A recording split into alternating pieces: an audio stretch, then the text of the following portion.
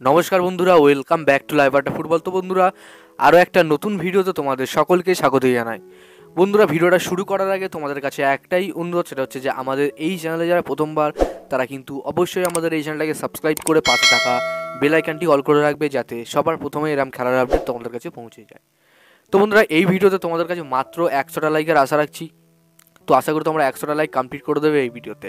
আর একটা কথা বন্ধুরা, কোনো ভিডিওই কিন্তু এখনও 100টা লাইক কমপ্লিট হয়নি, যার কারণে কিন্তু আমি তোমাদের রিডেম কোড দিতে পারছি না।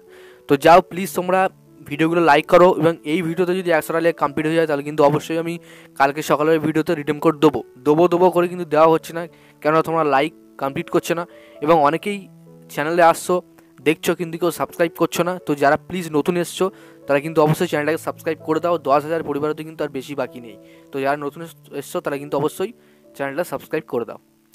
তো বন্ধুরা, এবার আসি আপডেটের দিকে। আপডেট বলতে গেলে এখন কোনো আপডেট নেই বর্তমানে, তবে সবথেকে বড় যে আপডেটটা বেরিয়ে আসছে সেটা কিন্তু লিস্টন কোলাসোকে নিয়ে। তো আমরা সবাই জানি যে লিস্টন কোলাসো বর্তমানে মোহনবাগানের হয়ে খেলছেন এবং অনেকের কাছে তিনি নাম কিনেছেন এবং খুব ভালো তিনি প্লেয়ার একটা। তো বর্তমানে তার একটা সবথেকে বাজে অভ্যাস, সেটা বাজে অভ্যাসে পরিণত হয়েছে ইদানিং করে, সেটা হচ্ছে খুব সেলফিশ টাইপের খেলা, অর্থাৎ একা সেরেভাবে ফুটবল খেলছে।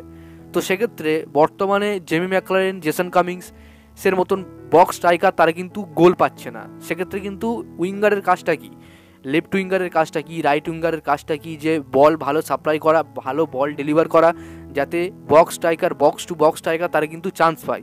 এবং জেমি ম্যাকলারেনের মতন একটা এক্সপিরিয়েন্স প্রফেশনাল স্ট্রাইকার, তার কাছে কিন্তু 3টে বল আসলে 2টো বল অবশ্যই গোল হবেই। তো সেক্ষেত্রে লিস্টন কোলাসো একদমই পাস যায় না, শুধু ইনসাইড আউটসাইড করে নিয়ে গিয়ে বলগুলো জমা দিয়ে নষ্ট করে খামোখা। তিনি যদি ইনসাইড আউটসাইড করে বলগুলো ভালো ডেলিভার করে, বা জেসন কামিংস বা ম্যাকলারেনকে বল পাস দেয়, তাহলে কিন্তু সেক্ষেত্রে আরও অনেকটা চান্স পেয়ে যায় মোহনবাগান দল। তো মনবীর সিং মাঝে মাঝে কিছু বল তিনি দেন, কিন্তু মাঝে মাঝে মনবীর সিং তিনিও কিন্তু সেলফিশলি খেলে।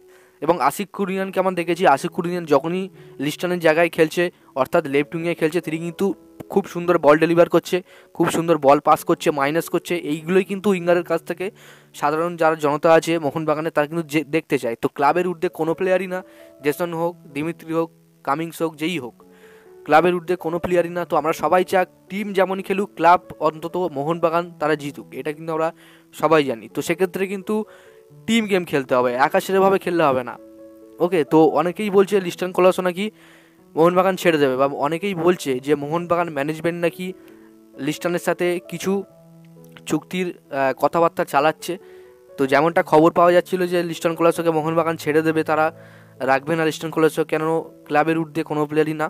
তো সেক্ষেত্রে এখনও কোনো রকম কোনো কনফার্ম আপডেট পাওয়া যায়নি, যে অফিসিয়ালি কোনো আপডেট পাওয়া যায়নি যে লিস্টন কোলাসোকে মোহনবাগান ছেড়ে দেবে। তো বর্তমানে জাস্ট এই সোর্সটা থেকে পাওয়া যাচ্ছে এবং কিছু রিউমার্স, সেইগুলো নিয়ে আজকে আলোচনা। তো তোমাদের কি মনে হয়, লিস্টন কোলাসো এরম যদি খেলতেই থাকে মানে প্রত্যেক দিন, তাহলে কি তাকে মোহনবাগান টিমে রাখা উচিত? তোমরাই ডিসাইড করো। তো আজকের জন্য ভিডিওটা এতটাই ছিল। যদি তোমাদের ভিডিওটা একটু ভালো লেগে তো অবশ্যই লাইক করে দিও, আর আমাদের এই চ্যানেলে প্রথমবার যে হতো চ্যানেলটাকে সাবস্ক্রাইব করে পাশে থাকা বেল আইকনটি অল করে